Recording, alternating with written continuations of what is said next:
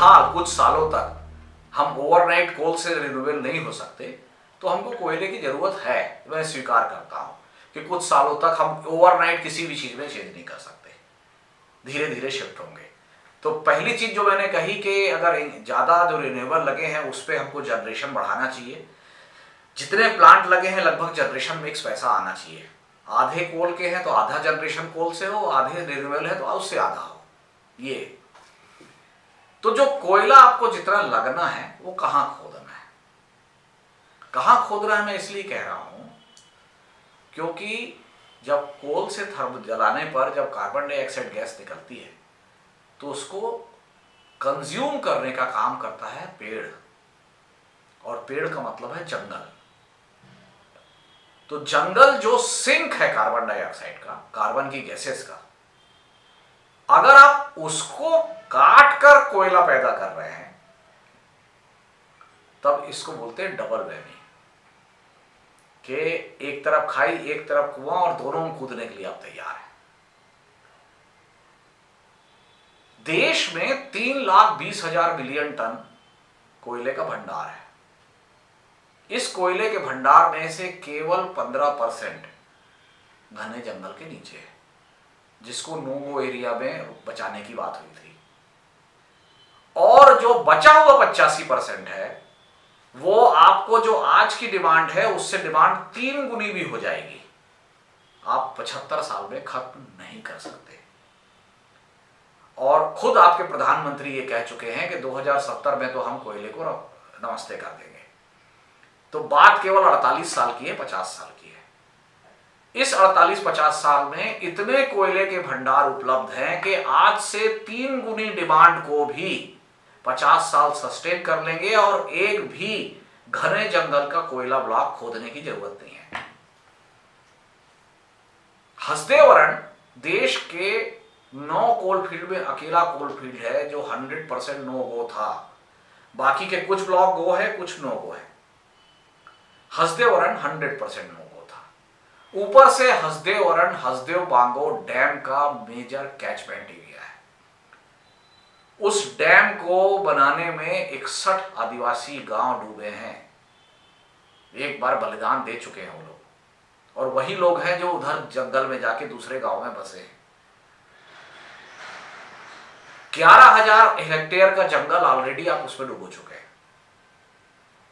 और उस बांध से 6 लाख हेक्टेयर की सिंचाई है, जांजगीर से चांपा तक और रायगढ़ तक, खरसिया तक। बिलासपुर जिले में, जांजगीर जिले में, कोरबा में, रायगढ़ में निस्तार का पानी और पेयजल उस बांध से। 12,000 मेगावाट का पावर प्लांट, उस कोयले के पावर प्लांट उस पानी से चल रहे हैं। और उस डैम के कैचमेंट में जहां पीईके भी है, जहां परसा है, वहां आप माइनिंग करना चाहते हैं।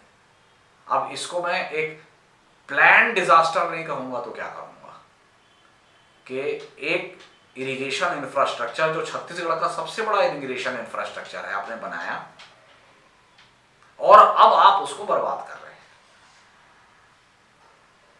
उस डैम के कैचमेंट में पीईके भी कोल ब्लॉक है, जिसको 2011 में जयराम रमेश ने एफएससी की सिफारिश को ना मानकर क्लियर किया था।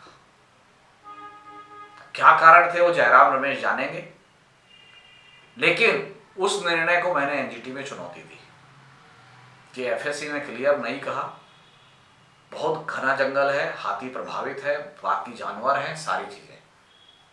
एनजीटी ने 2014 में जजमेंट दिया और कहा कि मंत्री के द्वारा एफएससी की सिफारिश को पलटना गलत है, और साइंटिफिक स्टडी को इस तरीके से मंत्री नहीं बदल सकते। कोयले की डिमांड है, ये सारे रीजन अलग हैं। कोयला कहां से पूरा होगा वो दूसरे भी ब्लॉक उपलब्ध है। उस निर्णय में आईसीएफआरई और डब्ल्यूआईए की स्टडी का जिक्र था।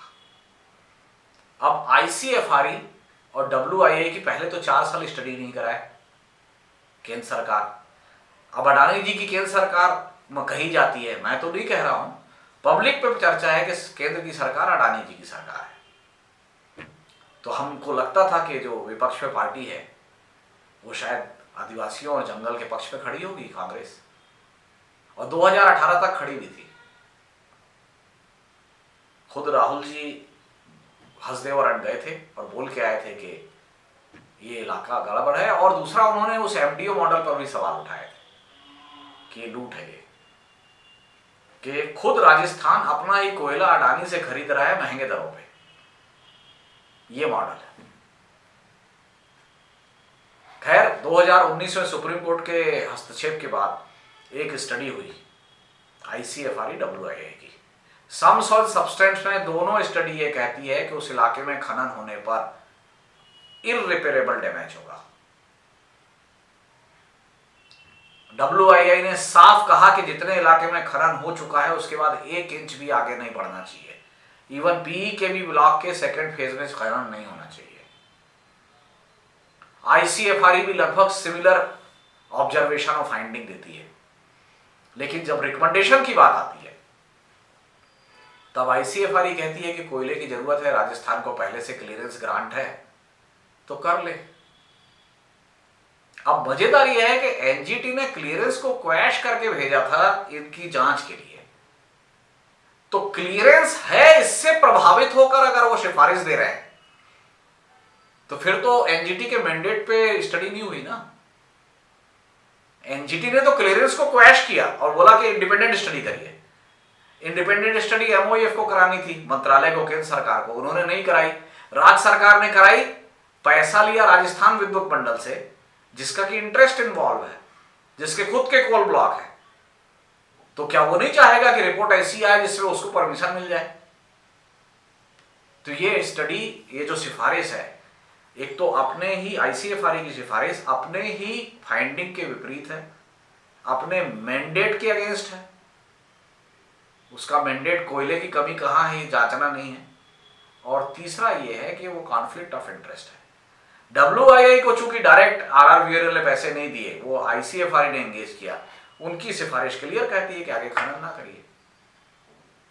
अब मजेदार ये है कि जो प्रपोजल जाता है किसकी कितनी भूमिका है।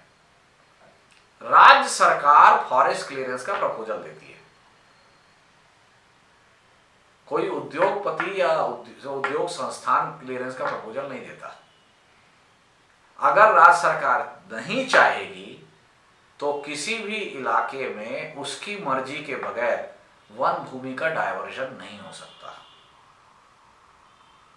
वो प्रपोजल वन भूमि के डायवर्जन का वो राज्य सरकार ही भेजेगी तभी होगा। तो राज्य सरकार अगर चाहे तो आज प्रपोजल विड्रॉ कर ले, सारी की सारी प्रोसीडिंग जीरो हो जाएंगी।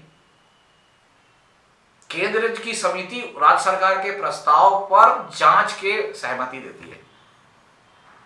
यह कहना कि केंद्र सरकार डिक्टेट करती है कि यह करना पड़ेगा, यह सही नहीं है। फॉरेस्ट क्लियरेंस में वो ठीक है कि अनऑफिशियल दबाव बनाएंगे कि हमने खदान राजस्थान को दी है, खनिज विभाग बोल सकता है, लेकिन उसको मानना संविधान की व्यवस्था में बाध्यता नहीं है राज्य सरकार को।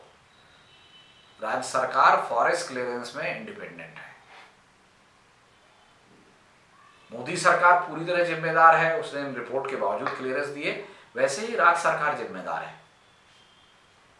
क्योंकि ये जब रिपोर्ट आई तो इन्होंने ड्राफ्ट के रूप में सबमिट की और राज्य सरकार से पूछा कि आपके सजेशन क्या है।